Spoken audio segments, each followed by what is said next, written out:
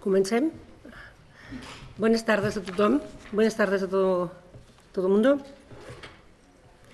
Bueno, queremos darles la bienvenida y las gracias por asistir a este evento, Dones Árabo, Catalanas, evento organizado por la Fundación FAPCI de ayuda a las culturas indígenas, que nació con la necesidad de preservar los valores, costumbres y tradiciones de los pueblos indígenas de todo el mundo, junto con el Centro de Investigaciones y Profesionales Euroárabes. Después de hablar con Mohamed, que fue el que realmente me habló de esa idea, pues realmente nos unimos y creímos que era un momento muy bueno para llevar a cabo esta intervención. El mundo árabe es una región donde tradicionalmente la mujer se ha visto relajada a un segundo plano. Es una sociedad que tiene una tendencia natural a excluirlas de la vida política, un ámbito reservado casi siempre a los hombres. En este escenario de total disparidad entre hombres y mujeres, en cuanto al acceso al espacio público o al ejercicio de actividades políticas, es donde nace un nuevo modelo de participación femenina, donde estalla la lucha por la liberación en diferentes países árabes. Es donde nace la primavera árabe. La participación de las mujeres en la primavera árabe han contribuido, sin duda, a destruir los estereotipos acerca de ellas, tanto en el mundo árabe como fuera de él. Se suele considerar a la mujer árabe como una persona invisible y silenciosa que no se manifiesta ni participa en los asuntos políticos ni públicos. Sin embargo, se nos ha demostrado todo lo contrario. Las revueltas árabes han dado a conocer nuevos rostros, nuevas heroínas, cuyos nombres y participación se asocian ahora no solo a las causas feministas, sino sobre todo a la lucha contra el despotismo, la tiranía y la corrupción.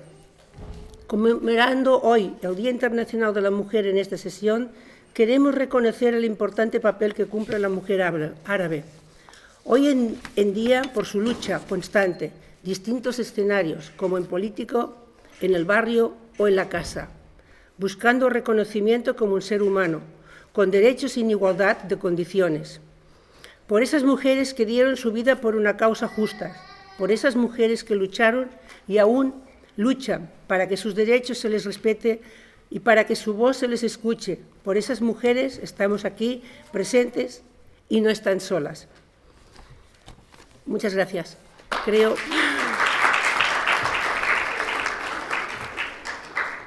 Creo que hay una mesa con muchas mujeres árabes que realmente nos van a conocer un poco más todo su forma de ser, su salida de su país, su venida al nuestro y, bueno, nada más.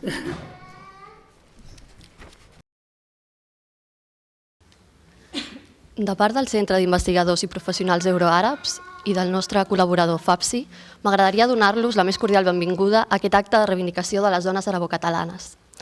Estem aquí per celebrar la unió de dues cultures, de dues identitats i comunitats tan riques com la catalana i l'àrab. I ho volem fer reivindicar el paper, tantes vegades oblidat i menyspreat, de les dones. Dones en plural, perquè són múltiples, diverses, diferents, altes, baixes, rosses, morenes, d'aquí i d'allà, lesbianes, heterosexuals, d'esquerres o de dretes. Volem la igualtat de tracte dins del respecte a les nostres diferències. Ser dona és un motiu d'orgull. Avui proclamem que estem orgulloses de ser-ho, però alhora cridem que continuarem lluitant pels nostres drets i per crear un món equitatiu. No oblidem que arreu del món vivim en societats patriarcals, masclistes, que ens vulneren els nostres drets com a persones, tant a Catalunya com al món àrab, no ho oblidem. Però d'entre aquesta majoria minoritzada que som les dones, hi ha col·lectius que pateixen discriminacions múltiples, com són les dones lesbianes, les dones amb diversitat funcional, les dones immigrants, etc. Moltes persones consideren les dones originàries dels països àrabs com menors d'edat, com víctimes, sotmeses, oprimides. Avui tenim 6 magnífiques convidades que representen aquesta diversitat de les dones arabocatalanes. Segur que amb les seves reflexions trencarem amb aquestes imatges estereotipades i descobrirem el gran dinamisme de les dones arabocatalanes. Moltíssimes gràcies per la seva assistència i espero que gaudeixin d'aquestes magnífiques conferències.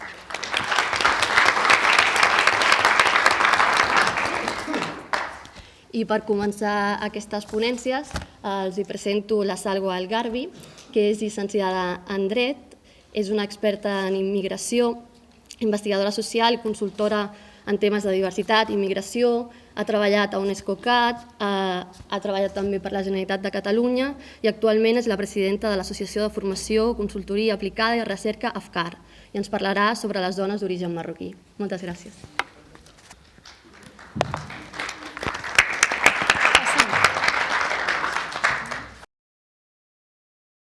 Sí?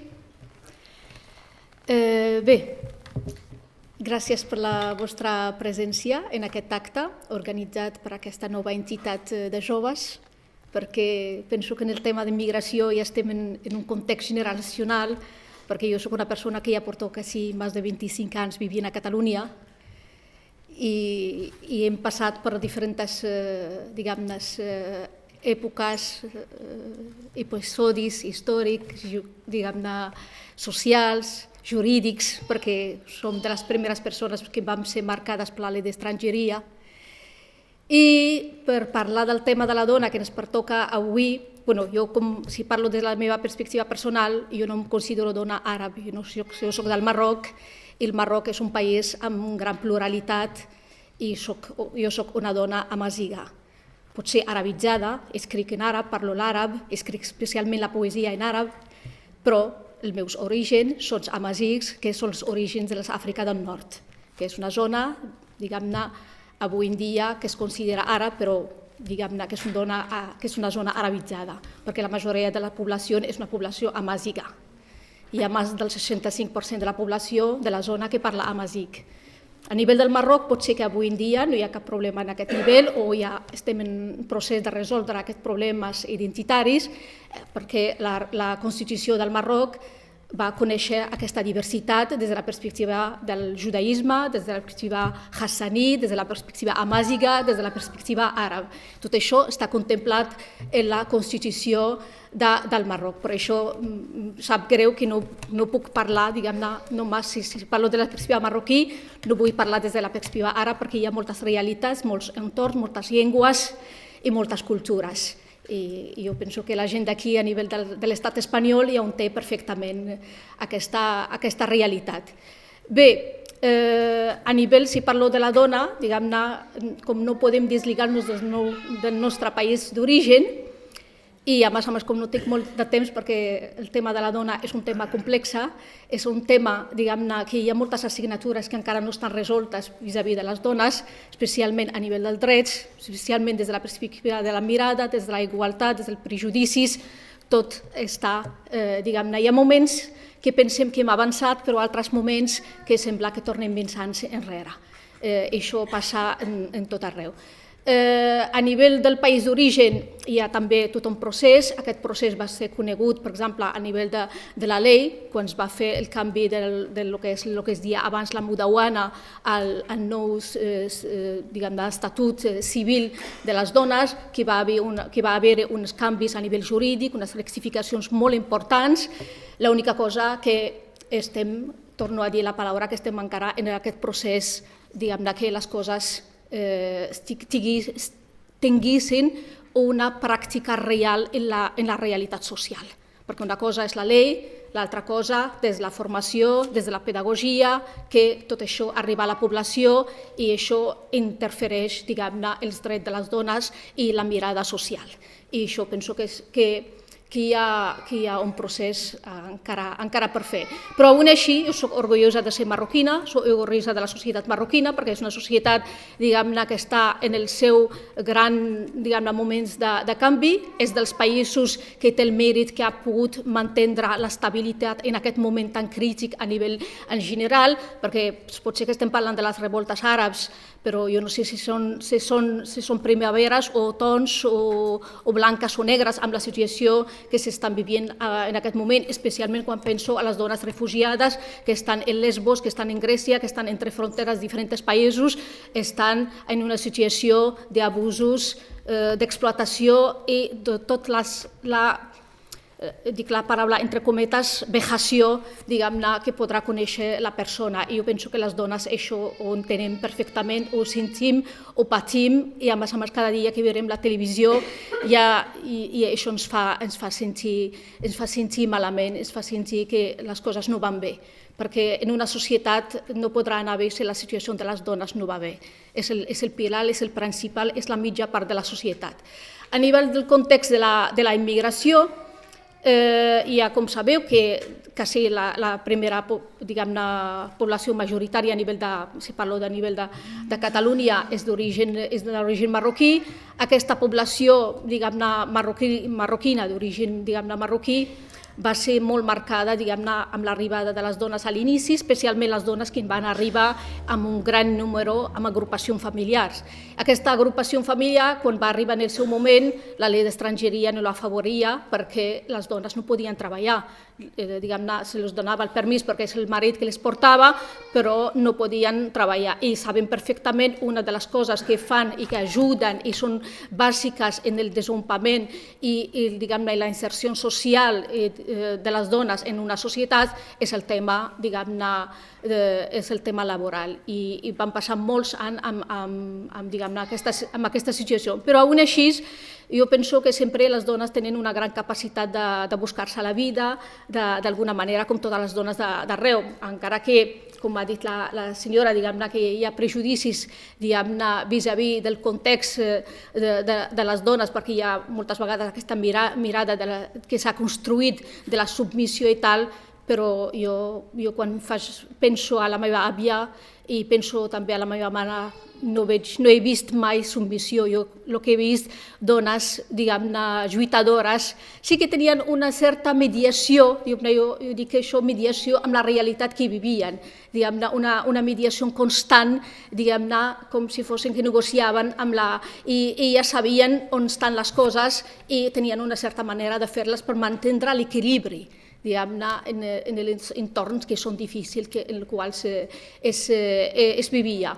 A nivell de la immigració, avui en dia ens trobem amb les dones marroquines en tot arreu. Jo dic dones marroquines, però encara que utilitzo la paraula marroquines des d'aquesta perspectiva d'identitat unitària, no m'agrada tampoc, perquè en aquest moment que estem vivint avui en dia de pluralitat, les identitats també són plurals, perquè quasi les dones marroquines són catalanes, són espanyoles, són d'arreu. I a més, quan passes molt de temps fora del que és el context d'origen, moltes vegades et converteixes en una ciutadana del món. I quan trobes amb altra dona, parlem de la situació de les dones i comparteixem el que és el patiment de les dones i ens oblidem dels orígens d'on venen i tal i qual. Perquè moltes vegades aquesta característica oficial o oficialitzada és la que fa que les persones han de ser des d'un entorn o altre. I jo penso que hem de superar això, hem d'anar més enllà a més des d'aquesta perspectiva de la igualtat, perquè no anem enlloc quan situem la mirada vis-à-vis de les persones des d'un context geogràfic, des d'un context històric, des d'un context religiós. Llavors, ahir ens quedem amb aquests estereotips i prejudicis que hi ha sobre la dona i sabem que la dona és la persona, és la capacitat de la persona, és el potencial que té una persona d'avançar en una societat. I a nivell, per exemple, quan veig moltes jovencites ara que són d'origen, que les seves famílies han vingut del Marroc i elles han nascut aquí, tenen un pes d'origen, que és el seu país, però elles han nascut aquí, han tingut l'educació d'aquí, des de la perspectiva de la societat catalana, han interactuat la seva realitat amb les joves de la societat catalana, han incorporat en la seva mentalitat els codis culturals de la societat catalana. Llavors, en aquest nivell, jo penso que moltes vegades, si és una identificació i la identificació no va més enllà, no passa res, però quan es converteix en un estigma per un desenvolupament social, perquè les dones poguessin tenir una situació d'igualtat en la societat, sí que em preocupa molt. Em preocupa molt, per exemple, jo he treballat, per exemple, en les meves feines que vaig fer durant tot aquest temps, he fet molta formació a les dones i moltes vegades em trobava, per exemple, amb formació que fèiem especialment per temes d'acollida, per conèixer la societat on viuen les persones, des de la perspectiva jurídica, social, administrativa i a diferents nivells, em trobava en aquests cursos d'acollida dones o joves que han estudiat aquí i a més joves amb carreres, i tu li dius, però què estàs fent aquí? Perquè aquest espai és per la inserció. Aquest espai és per la inserció, no és per les que hi ha un escut quasi aquí i a més amb preparació o carrera. Però la majoria de les respostes no, és per treballar de mediació. I dic, no, és que la mediació és una funció transitòria, però el que no podrà ser que totes les persones immigrades es converteixen, o totes les dones, que en aquest cas estem parlant de les dones, és l'única funció o la via que se les dona, que se les permet desenvolupar-se com a persones des de la perspectiva professional, és la traducció i la mediació. Jo penso potser que és una fase important, però ha de ser transitòria. El que no podem és que amb dones que porten 10 anys, 15 anys, que continuar fent amb elles la traducció, perquè sembla que alguna cosa està fallant. Està fallant la inserció, està fallant els nostres programes d'acollida en aquestes dones.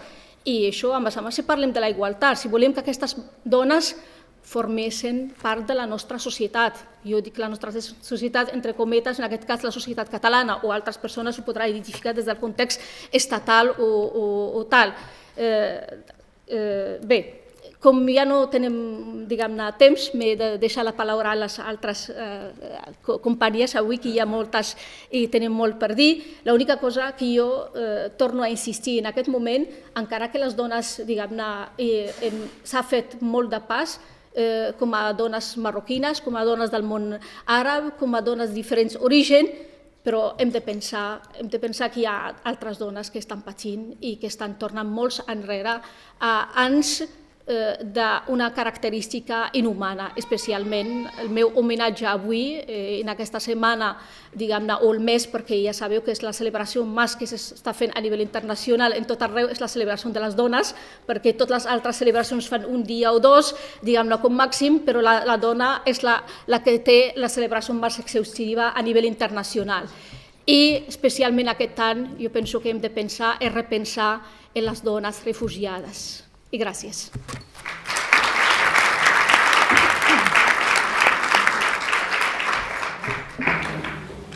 Ara parlarà el bàsic de treball, criticant la Magisteri de l'Educació Primària i màster en l'ensenyament d'espanyol català com a Brasil. I ens parlarà sobre les noves generacions. Bé, bona tarda a tothom. En primer lloc, donar les gràcies als organitzadors i les organitzadores de l'acte per haver-me convidat. És un plaer estar aquí avui amb tots vosaltres. Bé, com han dit, jo soc la Watef El Jebari, vaig néixer al Marroc també i porto 19 anys aquí a Catalunya. Els meus estudis han estat sempre lligats amb el món de la docència i com que aquest és el meu àmbit, diguéssim, doncs el que avui us vull explicar són aspectes que he viscut com a alumne, com a docent i sobretot tot allò que es pot fer des de l'escola i des de l'educació en general per aconseguir que la dona tingui el paper que es mereix a la societat i aconseguir la igualtat de gènere de la que tant parlem i tant desitgem.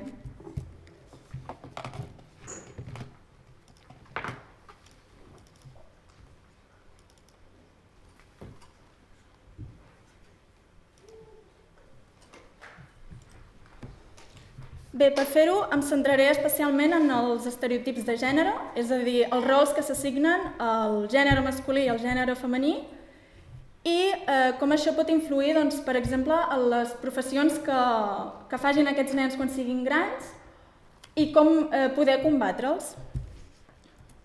Llavors, per començar, he triat contes o pel·lícules, algunes de les típiques. A la primera imatge veiem, per exemple, les princeses Disney, i en el segon, el conte de Sant Jordi i el drac. Són contes que estan plens d'estereotips, on normalment hi apareix un príncep, un noi guapo, que salva la princesa, una noia maca, una noia prima, indefensa, que sap a més netejar, sap cuinar i que sap posar-se maca per al príncep. Sí que és cert que últimament s'han fet pel·lícules o s'han versionat contes amb l'objectiu de canviar el rol de la dona, però es podria dir que encara queda molt per fer. Llavors, des de l'educació, des de l'escola, com a agent socialitzador tan important que és important que tingui en compte tot això per poder combatre-ho. No vol dir deixar d'explicar aquests contes o deixar de mostrar aquestes pel·lícules, sinó fer que els alumnes siguin capaços de criticar-ho, que identifiquin aquests rols, que els puguin comentar i que els puguin criticar, diguéssim. Ja que si no es combat des de l'escola, el que s'aconsegueix és que es vagi cap al prototip de bellesa actual, com veiem a la imatge, un prototip amb una figura totalment prima que la podem veure reflectida perfectament en les models actuals o en els maniquins, per exemple, de les botigues de roba on les talles són excessivament primes.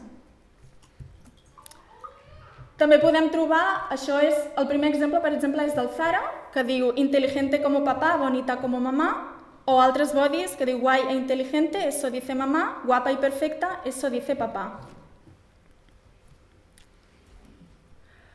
Aquests estereotips els veiem en altres llocs, com per exemple anuncis que veiem sempre a la tele, revistes. En el primer exemple veiem... és un anunci d'un perfum. Aquest, com molts altres, veiem una noia que normalment sol portar poca roba i que deu haver quedat embogida per el perfum de l'home, però sempre se la veu com sotmesa. Hi ha altres anuncis, els més típics, els de neteja, que rarament trobarem un noi que surti netejant o cuinant o fent alguna de les tasques de la llar.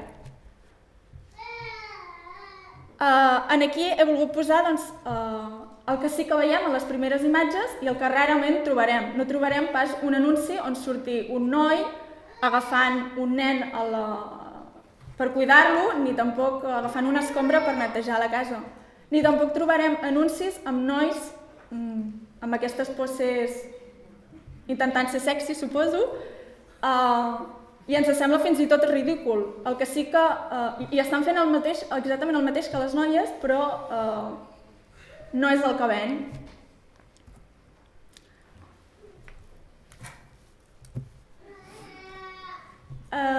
On més veiem estereotips són a les joguines dels més petits. A la primera imatge veiem un eslògan que posa una nueva generación de ollas y sartenes para una nueva generación de mujeres, com si aquest hagi de ser el rol de les dones, el de cuinar i estar a casa només.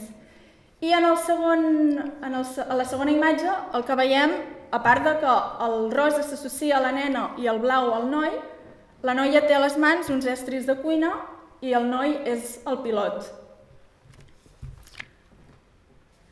Llavors, si ja des de ben petits els estem influenciant d'aquesta manera, de grans, és normal que trobem que els nois siguin molt bons enginyers, on hi hagi molt a les enginyeries, però pocs, per exemple, a les infermeries, o que hi hagi molts homes de negocis, però pocs mestres d'educació infantil, per exemple.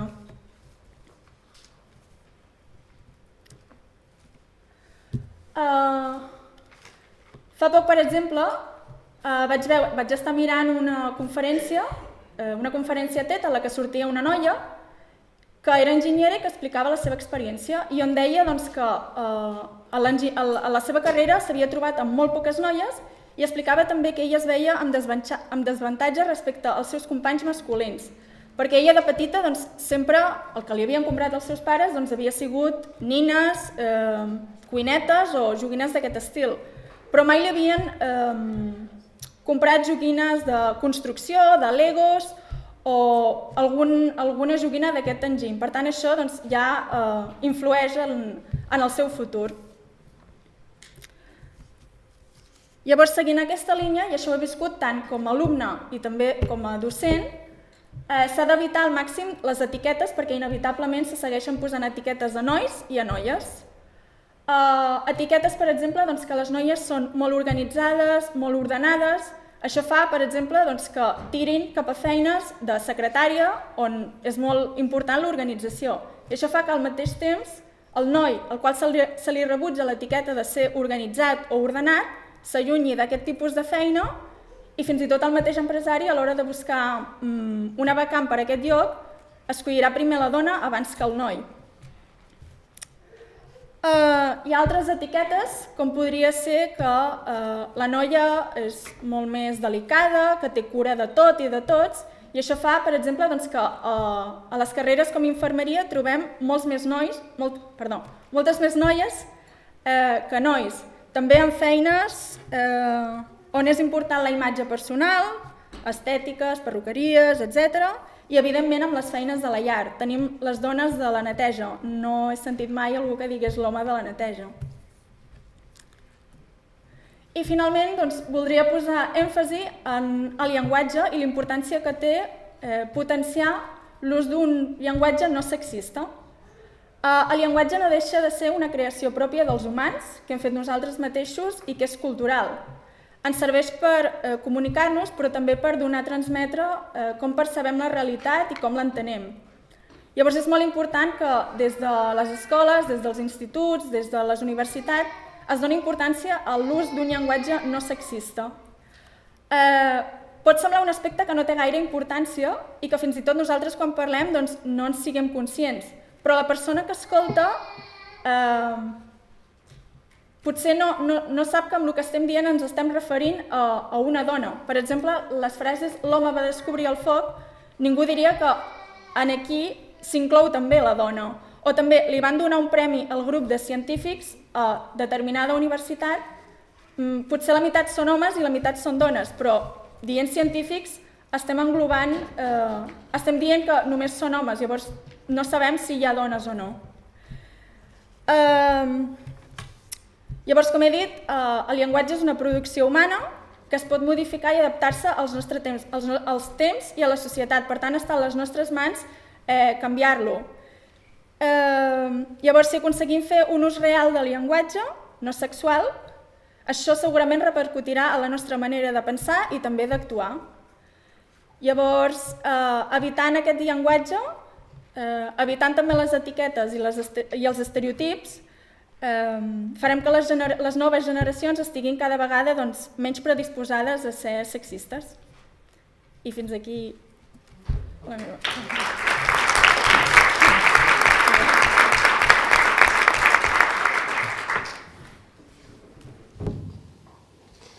A la meva dreta tinc Abir Fekeh, llicenciada en Biblioteconomia, procedent de Tunísia. Actualment treballa com a professora d'àrab i també és periodista per mitjans de comunicació com Al Jazeera Media Network. Ens parlarà sobre la participació de les dones a les primaveres àrabs.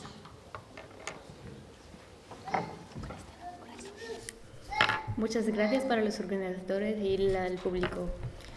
Pues la primavera árabe, la verdad, ha sido un momento muy tenso en la historia de los países árabes y la mujer árabe ha marcado su huella, digamos, no solo en los momentos de la revolución, pero igualmente antes y sigue luchando con una lucha incansable por conciencia de su responsabilidad moral de la causa y que la lucha, digamos, es muy, muy general, empezando con, digamos, el ámbito de la vida social, derechos humanos, panorama político, todo.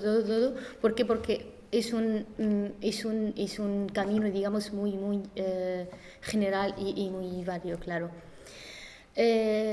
La verdad, por mí, por ser tunecina, puede ser, el tema de la primavera árabe me toca mucho, digamos, hasta el fondo, porque lo he vivido con los 5 sentidos. Bueno,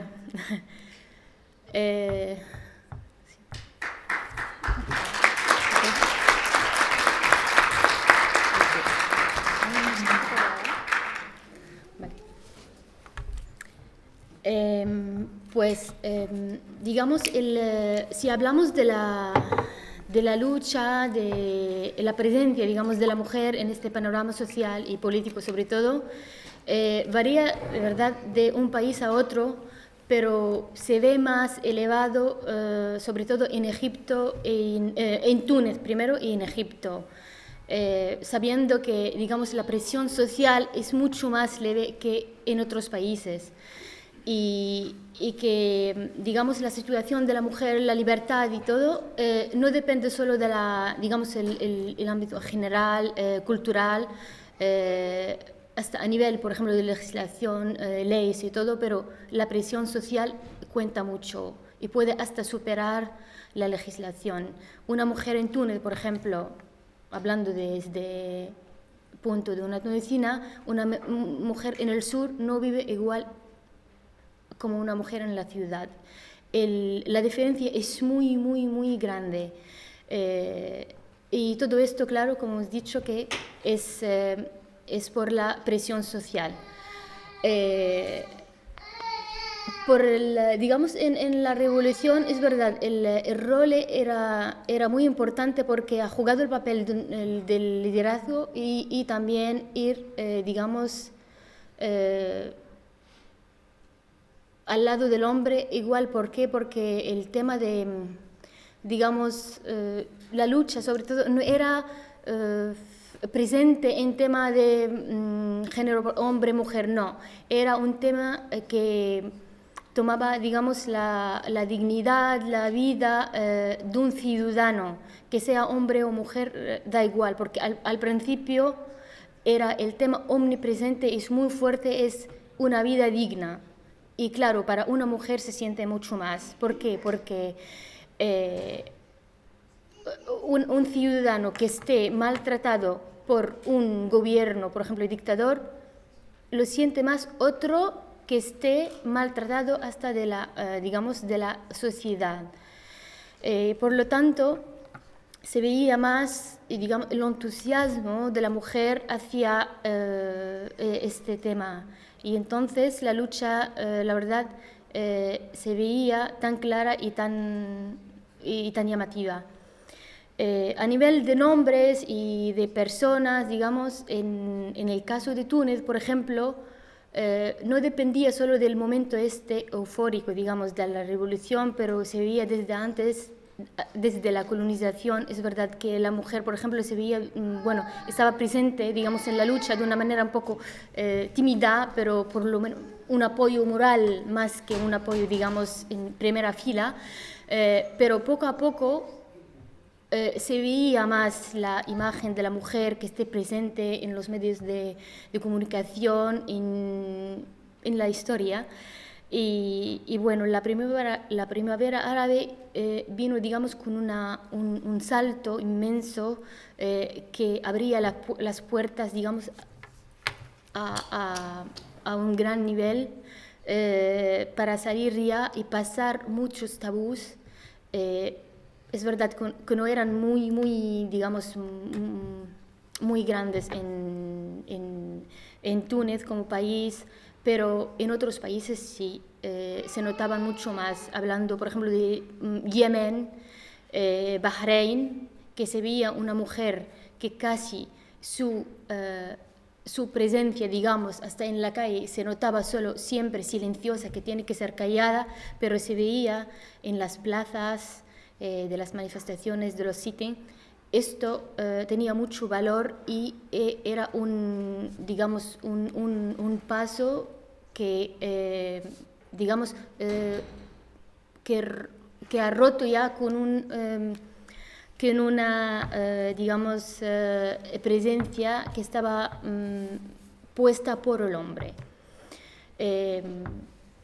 Egipto, igual como Túnez, es el modelo mucho más parecido, digamos, del panorama de Túnez, porque en Egipto la mujer se veía en las plazas, bueno, en los medios de comunicación, en las charlas a nivel nacional e internacional, defendía su causa y defendía su presencia como mujer más que un hombre. ¿Por qué? Porque se veía, el momento era muy, quiere decir que era muy adecuado para defender su presencia como ciudadana, pero como mujer mucho más. No se daba ninguna importancia a las apariencias, digamos, de la mujer, que sea con velo, con tejano. Todo esto se tomaba como si fuera unos temas mucho más secundarios, aunque, digamos, hubo una ola en los medios de comunicación, por ejemplo, que querían desviar un poco el conflicto básico hacia un conflicto un poco erróneo, que la primavera árabe, digamos, la causa principal era un conflicto entre entre islamismo, liberalismo, pero no era esto, porque todo el mundo necesitaba vivir en una sociedad bajo un gobierno, digamos, unos gobiernos democráticos, y que desde allí se podía luchar y seguir luchando hasta conseguir, digamos, una sociedad equilibrada, donde se puede, luchar para conseguir más derechos humanos, para conseguir, digamos, y avanzar en el proceso de la lucha hacia la igualdad de género. La verdad me siento un poco nerviosa y más emocionada, y me veo un poco incapaz delante del micro, que no me puedo controlar bien porque vivo con esta causa, y me siento muy, muy mujer árabe y que cree en la revolución. Muchas gracias.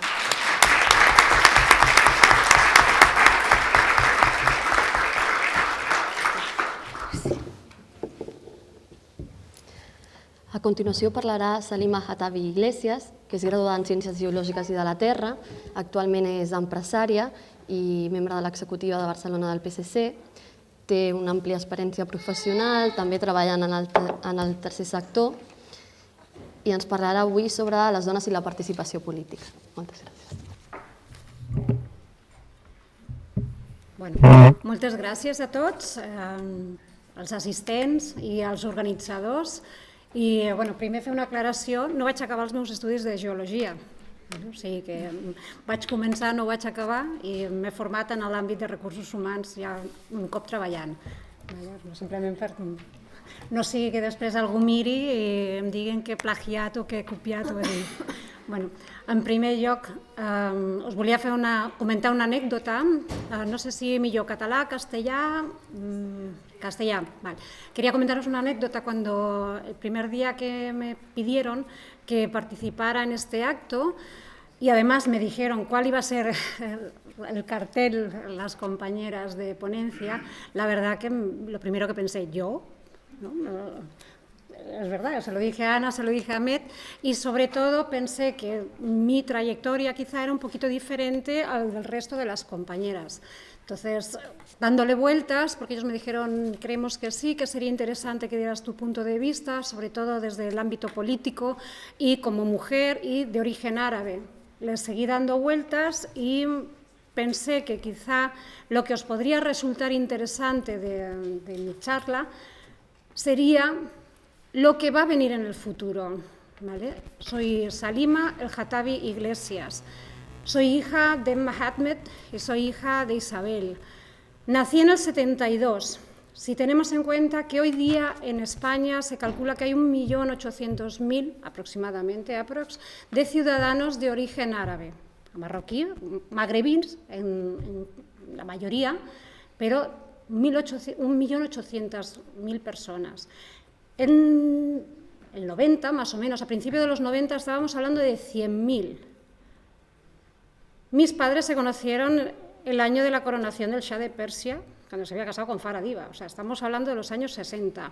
No había apenas magrebíes, había algunos ciudadanos, había muchísimos estudiantes de origen sirio, jordano, libanés, jóvenes, casi todos hombres, que venían a acabar sus estudios universitarios a España, como fue el caso de mi padre, y que en un momento dado pues echan raíces aquí, conocen una mujer española o europea en general y tienen nuevas familias. somos lo que se llaman las segundas generaciones mixtas, ¿vale? De los aquí presentes, ¿cuántos conocéis hombres de origen árabe casados o emparejados con europeas o españolas en concreto? Levanten la mano, ¿cuántos conocéis? Vale.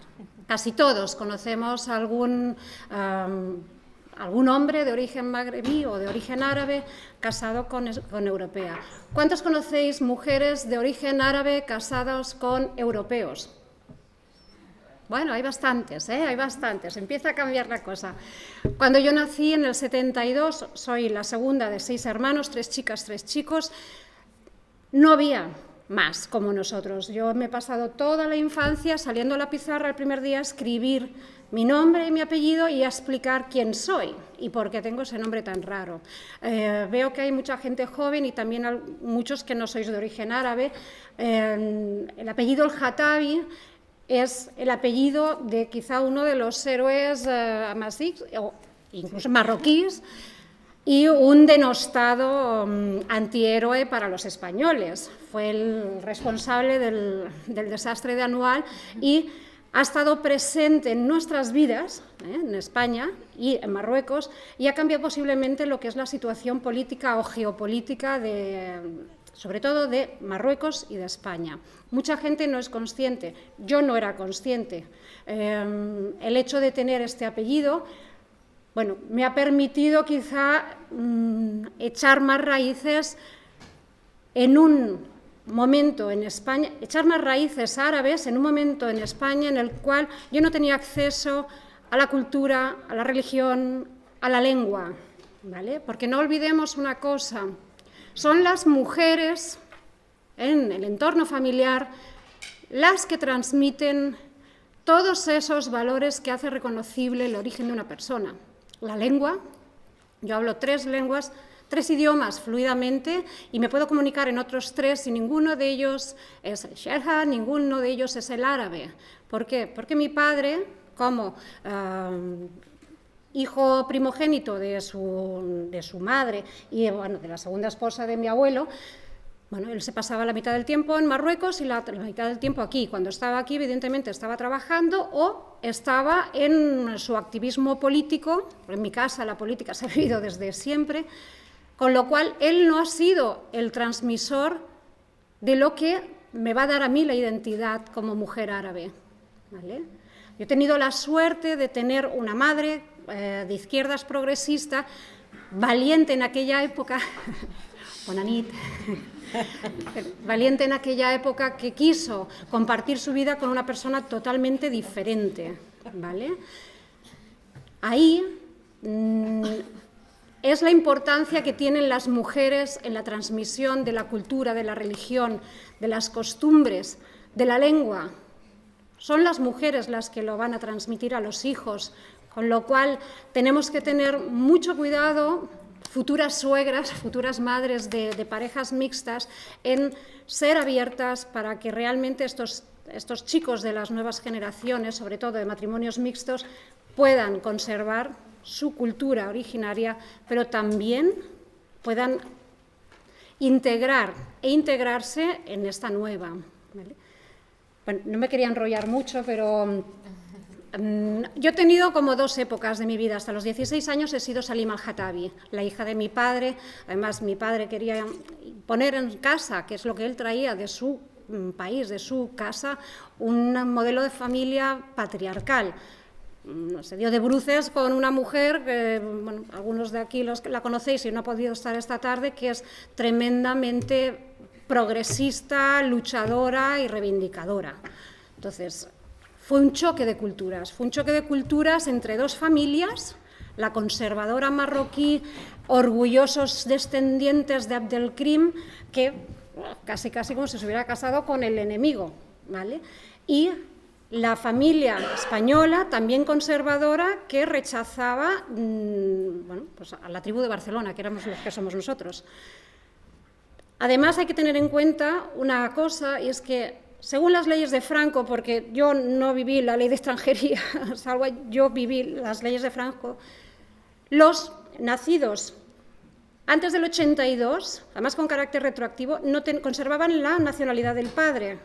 Pero, según la legislación marroquí, los nacidos fuera del matrimonio, nosotros somos hijos de pareja, no somos hijos de matrimonio, no tenían derecho a la nacionalidad marroquí. O sea, yo he sido apátrida, yo y mis 5 hermanos hemos sido apátridas hasta los 14 años. El no ser, bueno, para un niño el ser apátrida pues es como anecdótico, pero claro, no tienes acceso a becas comedor, no tienes acceso a becas de libros, no tienes acceso a ningún tipo de atención, no tienes DNI, no tienes nada, o sea, no eres. La suerte, vuelvo a decir, es haber tenido una madre progresista de derechas que decía, bueno, tranquilos, vosotros sois hijos, sois ciudadanos del mundo, no os preocupéis. A los 14 años, pues gracias al cambio de la legislación cuando entró el gobierno socialista, bueno, pues pudimos acceder a la nacionalidad española.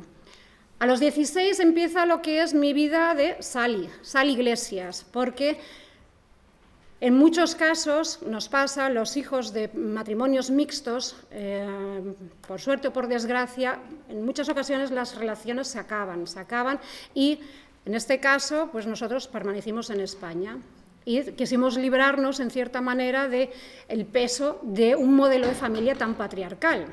Yo me independicé a los 20 años, al poco tiempo dejé los estudios, empecé a trabajar en el ámbito de los recursos humanos.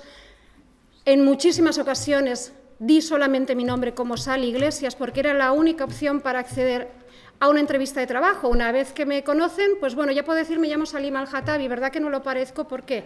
¿Por qué? ¿Porque no llevas pañuelo? ¿Porque no hablas con acento?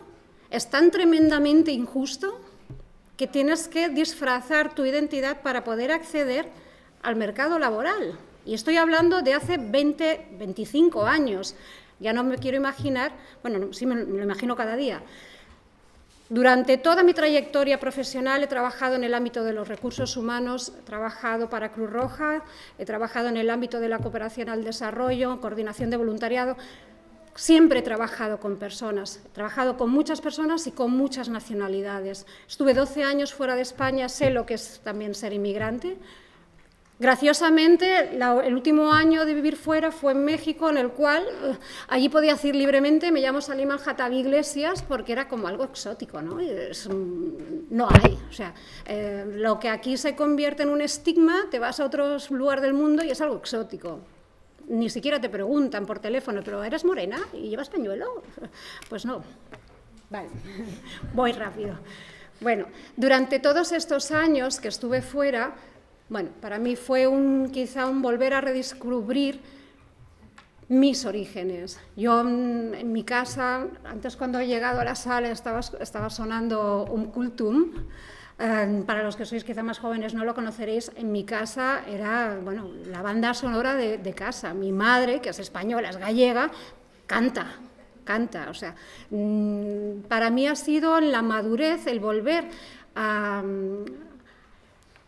Quizás sería, mejor dicho, ha sido la madurez cuando he escogido libremente y sin prejuicios volver a tener raíces árabes, ¿vale? Soy mujer, hija de musulmán, lo cual me hace musulmana, aunque no soy practicante, no lo fueron ni mi padre ni mi madre, uno musulmán, la otra católica. Y tengo mis orígenes, ¿dónde los tengo? En Marruecos, en el Rif, en Al-Hoceima. Cuando llego aquí hace 3 años, bueno, por necesidad de inventarse el trabajo, porque es muy difícil acceder al mercado laboral también cuando eres mujer mayor de 40, tengo 43, con una amiga emprendimos una aventura y cogimos en traspaso una pequeña agencia de recursos humanos. Entonces, además, estoy al tanto de cómo está el mercado laboral. Nos dedicamos principalmente a lo que es atención domiciliaria, con lo cual es el sector más denostado, totalmente femenino, de un trabajo muy precario y en el que las mujeres, principalmente inmigrantes, tienen que luchar día a día por poder acceder a unos miserables euros. Todo esto me llevó a pensar, hay que cambiar las cosas. Toda mi vida he sido activista en el ámbito social, como voluntaria, a nivel de Cruz Roja, en asociaciones de vecinos, en muchos ámbitos, pero creo que es desde la política, desde donde hay que cambiar las cosas. Yo tuve la suerte, mi madre militaba y era consellera en el PSC de Barcelona, tuve la suerte de poder siempre he sido socialista, siempre he votado socialista, nunca había militado. Y con ella pues empecé a participar en muchas actividades, en actos, a organizar cosas, y me di cuenta que, bueno, pues era un partido que no me estigmatizaba ni me pedía mi colaboración por el hecho de ser o mujer o de origen árabe, o sea, por el hecho de tener un apellido.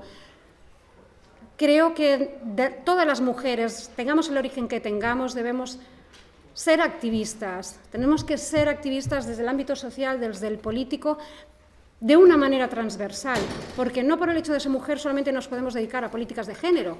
Tenemos que trabajar en todo aquello que queramos trabajar y en todo aquello que creemos que podemos aportar con nuestra identidad, con nuestros orígenes y sobre todo con nuestro género.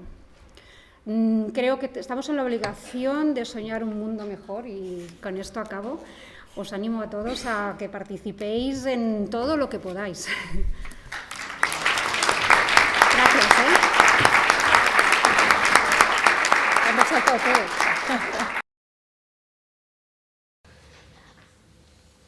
A continuació parlarà Rawan Albash. Ella és sirio-palestina, va estudiar traducció, va treballar a Síria amb ONGs de refugiats palestins i actualment, des de fa 4 anys, està refugiada aquí, primer a Alacant i ara a Barcelona, treballa com a traductora i com a professora d'àrab. I ens parlarà sobre els refugiats, les refugiades. Gràcies.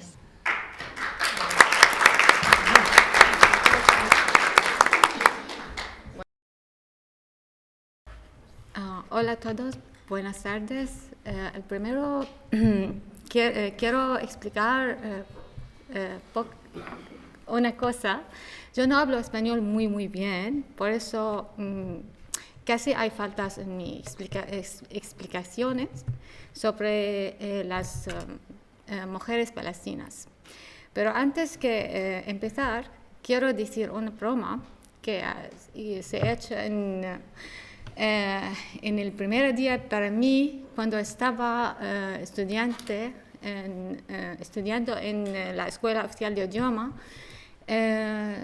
la profesora pregunta para nosotros para trabajar con parejas. Estaba el primer día.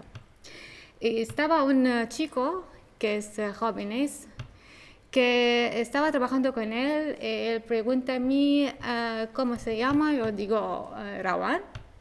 Después, ¿de dónde eres? Soy palestina de Siria. Después él dice, ¿por qué tú estás aquí? Yo me pregunto, soy refugiada. Él dice, cool, qué cool. Entonces, pues, ¿cómo cool? Soy refugiada, soy palestina de Siria. Oh, cool, muy cool. Por eso pensó, bueno, como cool es para estar como una refugiada, no es muy cool, la verdad. Y como estar como una palestina refugiada no es muy cool.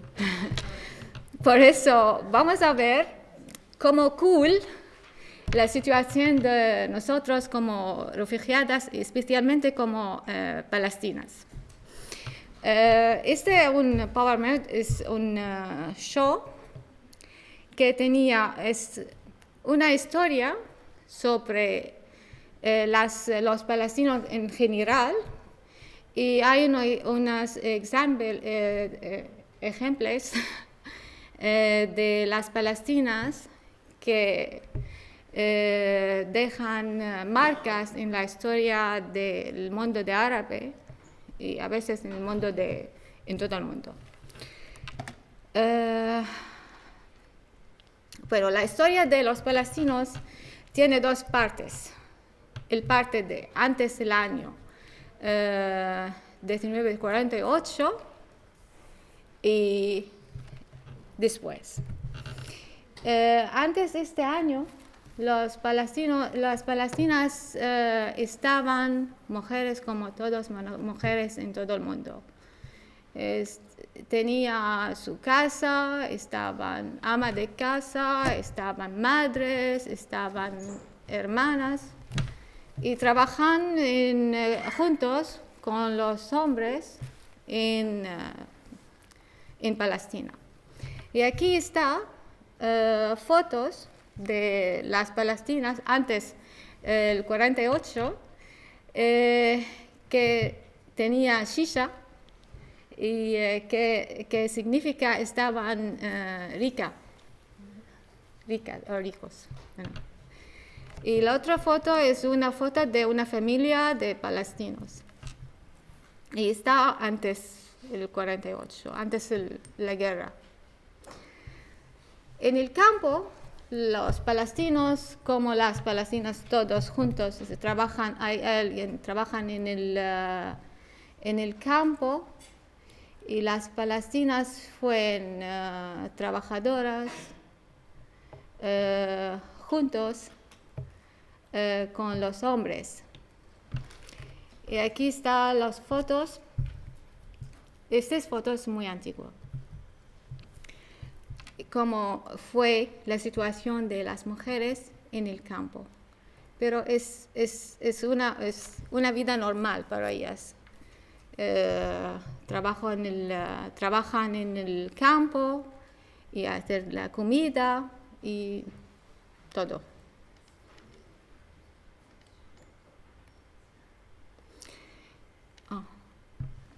Aquí está, en las ciudades, las palestinas trabajan, hay algo que trabajan en las fábricas, y aquí está la fábrica de cerámica que está en el año, desde el año 18 hasta 35, es una fábrica de cerámica en Jaffa, que es una ciudad cerca del mar, en Palestina. Y también en las ciudades, algunas mujeres estudiaban y eran profesoras en escuelas religiosas. Y aquí están profesoras y estudiantes de una escuela ortodoxa para niños en en Bet Jala, que está cerca de Berlín. En el año 1906. Y también en Jerusalén estaba la primera universidad de las chicas en el año 1920. Y aquí están las profesoras y también las estudiantes. Eran de Palestina y musulmanas y cristianas y todos.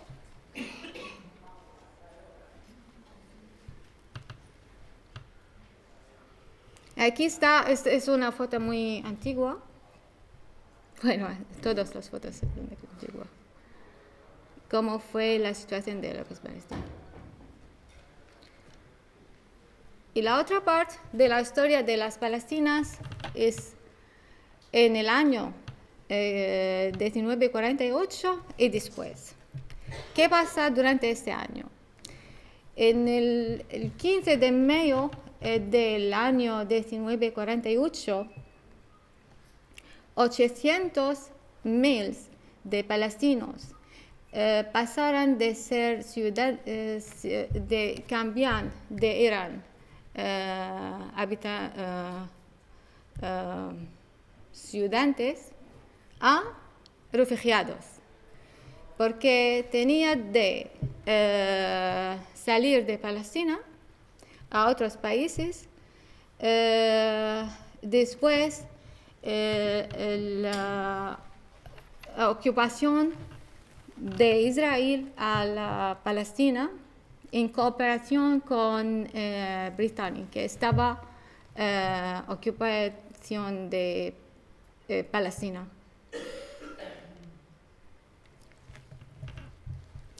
Las milicias judías de la Hagana, en cooperación con el ejército británico, destruían los pueblos de los palestinos. Y por eso tenían de salir de Palestina. En estas fotos tú puedes mirar cómo los palestinos salen de Palestina durante este año.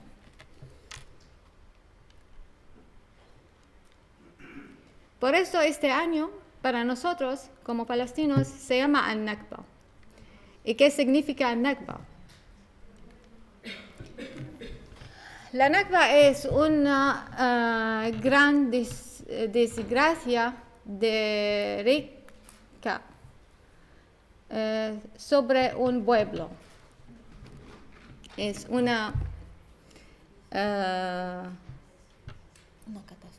catástrofe muy Desgracia. sí, muy grande que hace a las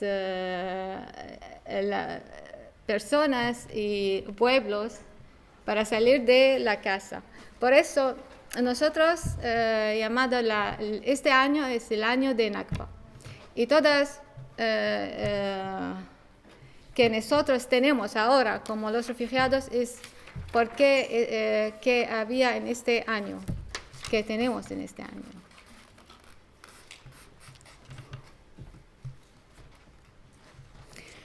Bueno, hablamos sobre las refugiadas ahora, las palestinas. ¿Qué tenía? ¿Qué vida, qué tipo de lucha que tenían las mujeres palestinas? Las mujeres palestinas después de este año tienen que vivir en tiendas, en campos. Y sus vidas no era como la vida que otras mujeres, que tenían su cama, dormitorios y ya está. Tienen que vivir en estas situaciones y estudiar en esta condición.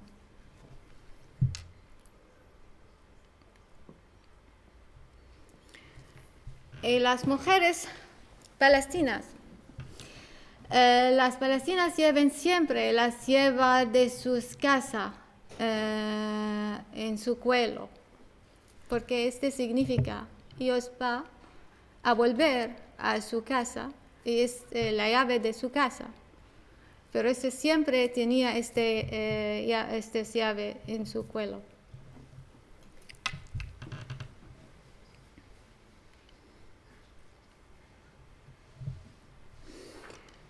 Bueno, ahora vamos a cambiar. Vamos a explicar cómo va la vida. Porque después del año, después que estaban los refugiados como viven en campos, pueden hacer campos en ciudades con edificios y con casas normal. Empiezan para vivir una vida normal, como la vida de toda la gente en ciudades. En Siria especialmente teníamos campos, pero estos campos estaban como estas situaciones, como tú puedes ver en estas fotos.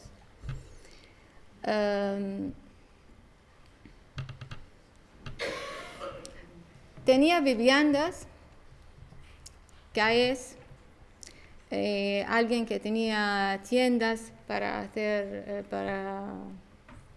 vender cosas, alguien que tenía coches para trabajar, bueno, tenían vida normal, bueno, casi normal. Y también las palestinas en Siria estaban iguales de los sirios en sus derechos y también en justificación, que los derechos que tenían los sirios tenían los palestinos y que no los tenían los sirios, los palestinos no tenían tampoco. Bueno, en el año 2012, los campos de los palestinos destruidos durante la guerra en Siria. La gente tenía que salir también otra vez de los campos para buscar una nueva vida en otros países o en otros sitios. Y esta es la situación de los campos en Siria ahora. Esta foto antes y después.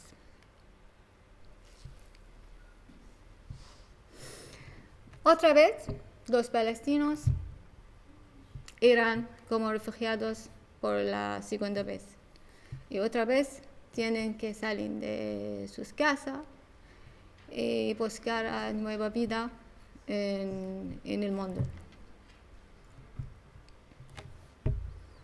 Pero esta vez no tienen lugar, no tienen distinción, no saben a dónde.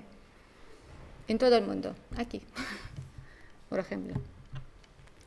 Pero en general, una historia muy corta sobre los palestinos en general. Porque mis amigos preguntan a mí para explicar pocas cosas sobre los refugiados. Pienso es más importante que explicar para mí como palestina qué es la historia de los palestinos en general y por qué la lucha de las mujeres palestinas es un poco diferente que la lucha de las otras mujeres. Es porque tenían que luchar para vivir a la primera vez, para volver a sus pueblos. Había mujeres luchadores y mujeres que dejan marcas de Palestina, que dejan marcas en el mundo. Pero no es marcas de luchar como la igualdad con los hombres, es una lucha diferente un poco. Pero no significa hay igualdad con los hombres en Palestina, no significa pero porque tenemos más grandes problemas y más grandes cosas. Nuestro luchar irá diferente.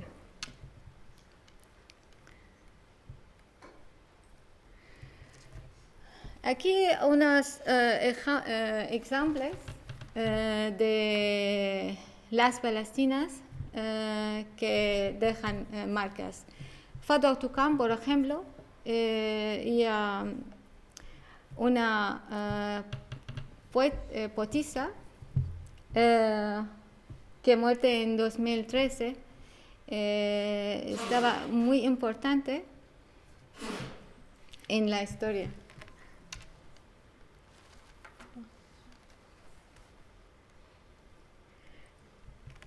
Esta chica se llama Sulafa Jadallah.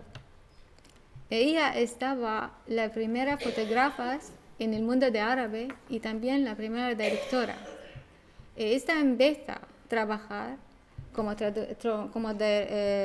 directora y fotógrafa después la Nakba para explicar las cosas por el mundo, qué pasa con los palestinos.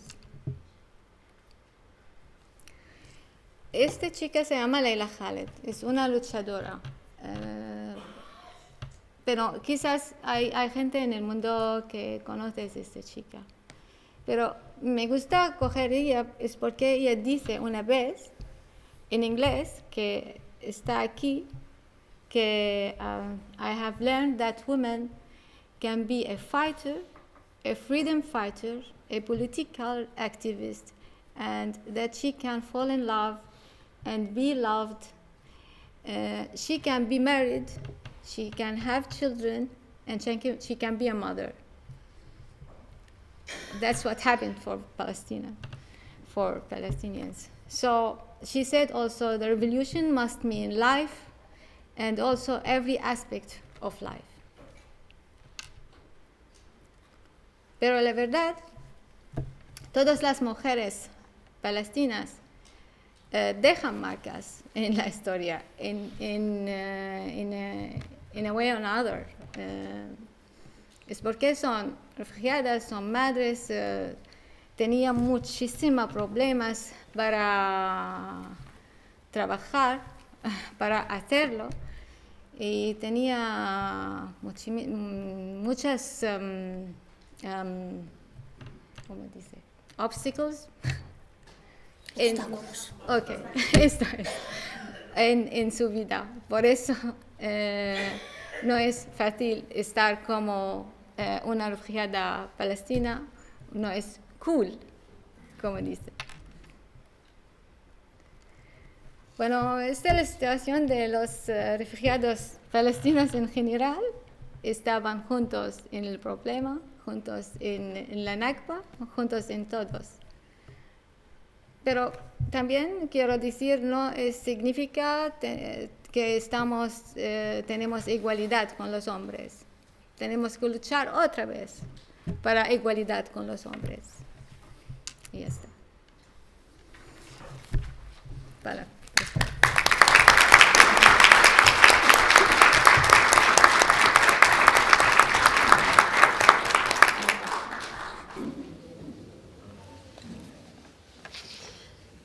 I per últim tenim Laila Carrouch, que és diplomada d'infermeria, una reconeguda escriptora en llengua catalana, amb obres com Nadora Vic, o un meravellós llibre de contes àrabs per a nens i nenes, en què ens explica contes de tradició oral de la cultura popular amazigh, també amazigha com la Salma.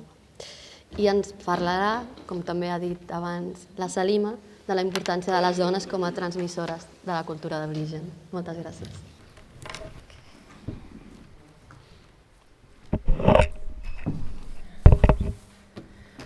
Molt bona tarda a tothom. Assalamu alaikum. Muy buenas tardes. Yo no sé vosotros, pero yo después de estas imágenes me he quedado bastante helada. Pero es la realidad y es el día a día que no tendríamos que olvidar en ningún momento. Estamos aquí tranquilos, pero ahí hay otra historia y otra realidad. Bueno, dicho esto, yo sí que puedo deciros que yo no me siento una heroína, me siento una superviviente. Yo sí que he visto en mi familia muchas cosas. No soy de una familia con estudios, hay analfabetismo, bastante analfabetismo.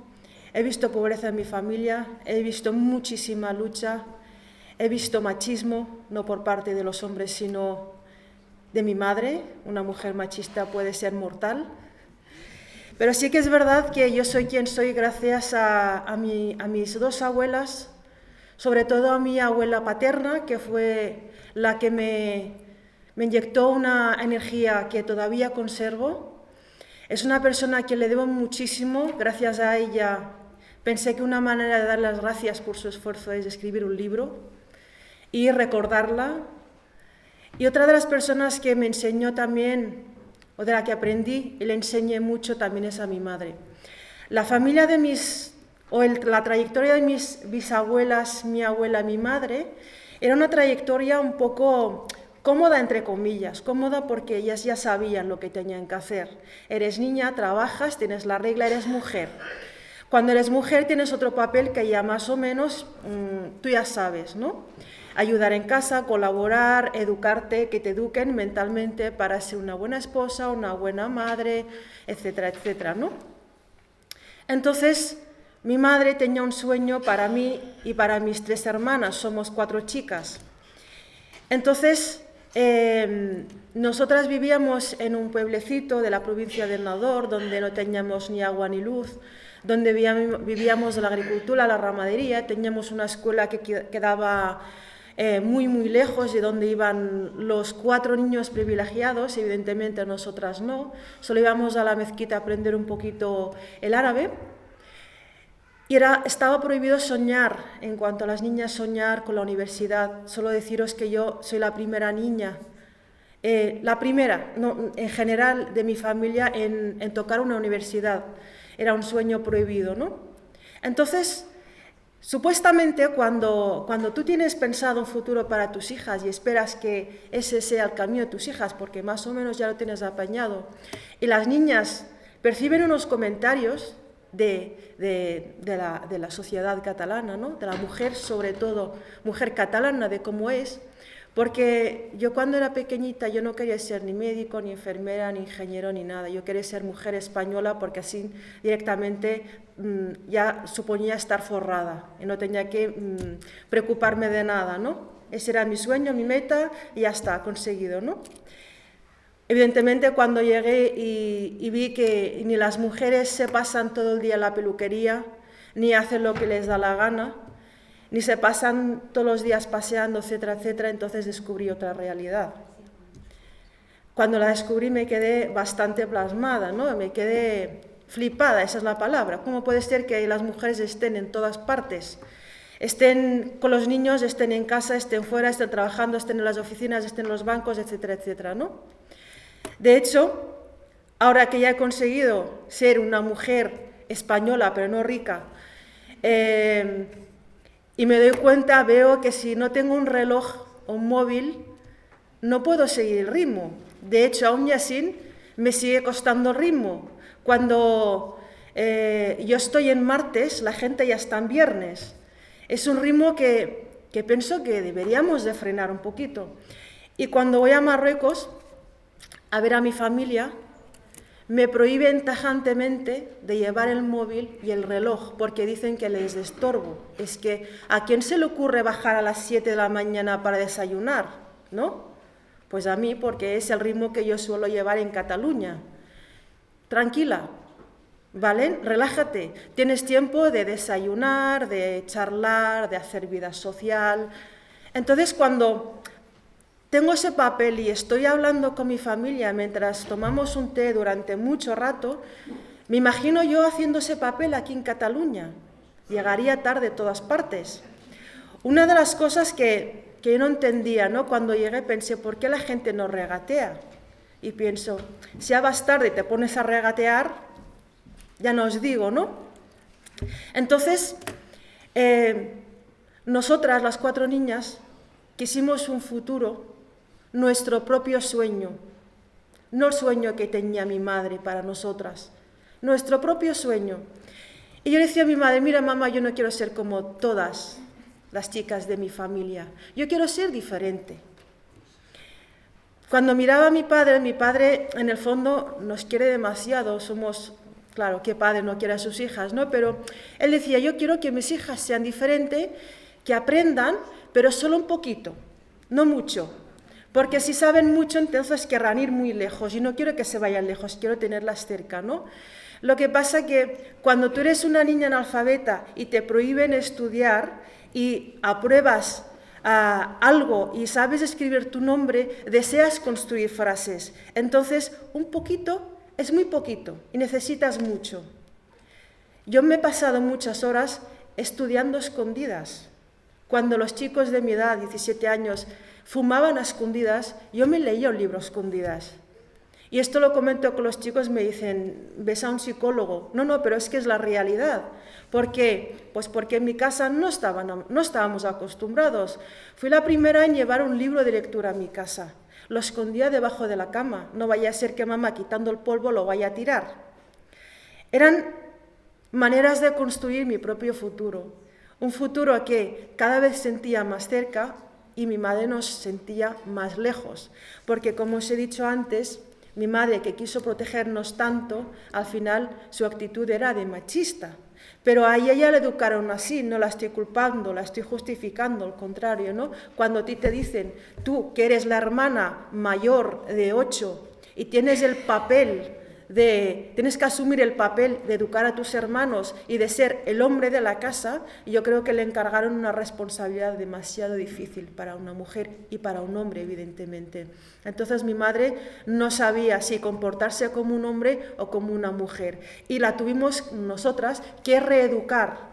Decirle, mamá, si nosotras queremos estudiar es porque vosotros nos habéis abierto las puertas hacia el futuro. No te culpabilices, porque claro, en mi familia también, muchos años atrás hubo un divorcio solo, un divorcio. Entonces, ese divorcio provocó un caos impresionante en mi familia. Me acuerdo que todo el mundo se reunía para solucionarlo. Hay que solucionarlo, este matrimonio no se puede romper, que al final terminó por romperse porque mi tío dijo no puedo más. Pero bueno, fue como un tema enterrado, lo dejamos estar, ya pasó y nadie se acuerda, pero nosotras sí nos acordamos. Recuerdo cuando mi hermana mayor le dijo a mi madre, mamá, siéntate que tenemos que hablar, y le dijo, pues mira, me tengo que divorciar porque mi vida matrimonial no funciona. Mi madre se le cayó el mundo encima. ¿Pero qué me estás diciendo? Sí, mamá. ¿Pero qué te he hecho yo? No, tú nada. Es que simplemente mi vida no va bien. Entonces yo era su cojín, era su almohada, y vino hacia mí y me dijo, gracias a Dios, tú eres una niña que todo el mundo te señala con el dedo, que eres muy buena persona, tu vida matrimonial va muy bien, tus hijos, etcétera, etcétera. Yo no sé qué hacer, le dije, mamá, móntate en el coche, vamos a la playa a tomar aire fresco. Tú no eres la culpable, la vida cambia para todo el mundo, cambia para la mujer europea, cambia para la mujer marroquí. En Marruecos también se divorcian y cada vez más. Mi madre se lo empezó a tomar bien, pero cuando ya llegaba el tercer mes, le vino una segunda hermana y le dijo, mamá, tenemos que hablar. Entonces ya el segundo divorcio ya era como, no puede ser, es que mi familia está cambiando y se esperaba más de mí. No paró de machacarse, entonces vino otra vez a mí y le dije, mamá, súbete en el coche, vamos al mar, tomemos aire fresco, no te machaques, que tú no eres la culpable. Y cuando mi madre ya empezaba un poquito a abrir los ojos, le vino una tercera. Siéntate que tenemos que hablar. No puede ser. Sí puede ser. Súbete en el coche, tomemos aire fresco, respiremos, que la vida es así, no eres culpable. A esta mujer que se está machacando, que cree que es culpa suya, ¿cómo le digo yo que va a hacer 4 de 4? Que yo soy la cuarta. ¿Cómo se lo planteo? Es más, ¿cómo le digo que tú no eres la culpable de lo que está pasando? Esta vez la invito directamente a que suba al coche, vamos directamente al mar y allá hablemos tranquilamente. Mamá, gracias a vuestro esfuerzo, aunque tú te lo estés tomando muy mal ahora mismo, has conseguido que el papel de la mujer en nuestra familia cambie. Tú nos has abierto, nos has dado la libertad, nos has hecho abrir los ojos. ¿No ves que las otras 3 son felices? ¿Sí o no? Si es verdad, son felices. Entonces, ¿qué precio le pones tú a la felicidad de una hija? Pues no tiene precio. Y eso es verdad. Con esto, ¿qué quiero decir? Que el papel de la mujer, afortunadamente, va cambiando. No es que me alegre de los divorcios, ni mucho menos, pero es una trayectoria y muchas veces pienso ¿qué hubiese pasado si yo me hubiese quedado en mi pueblo? ¿No? Que si llego a seguir ese matrimonio infeliz sin saber leer ni escribir, tendría que aguantar, como aguantaron muchísimas mujeres aquí en España no hace mucho, porque aguantaban por sus hijos, no sabían leer ni escribir. Aun y así, tiene que haber más cambios. ¿Vale? Tiene que haber más cambios. La mujer todavía tenemos que avanzar muchísimo. Yo cada vez que escucho la noticia, una mujer muerta en manos de un hombre, su marido o su exmarido, es igual. Me rompen el alma. ¿Cómo puede ser que en el siglo XXI sigan pasando esto? Pues sigue pasando y tenemos que luchar contra ello. También tengo que deciros, para terminar y así no me enrollo más, que como enfermera del Servicio General de Urgencias, también nos llegan hombres maltratados. Y recuerdo el primer señor que nos llegó maltratado, a la compañera se le escapó la risa. Es que le ha pegado a la mujer. Sí, pero es igual de duro que te pega la mujer. Y otra pequeña anécdota, no hace mucho, nos llegó una señora tumbada en el suelo, empezó a gritar y vino con su marido, la trajo su marido. Entonces, todos los que estábamos alrededor, nos miramos al marido con mucha mala leche, le echamos, porque todos nos montamos la misma película. El señor la ha maltratado y viene aquí con un ataque de ansiedad.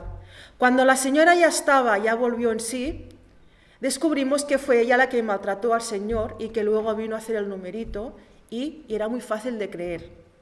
O sea que también tenemos que pensar en esta realidad, que no se trata de que seamos enemigos de los hombres, sino que se trata de que nos cojamos de la mano y que juntos luchemos por la igualdad y la libertad.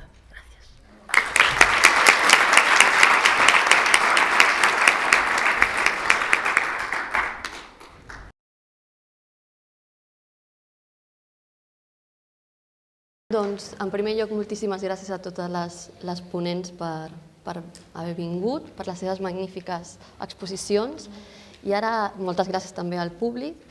Ara tenim una petita sorpresa, és que tenim una ballarina de dansa oriental, de l'art de la dansa oriental, s'anomena Shirin, ara vindrà i ens ballarà un parell de cançons. Ja que estem en un dia d'empoderament de la dona, l'art oriental, la dansa del ventre, és una dansa d'empoderar-se per a les dones, i després veurem quina és la beguda típica del món àrab, una mica de te a l'altra sala. Doncs moltíssimes gràcies.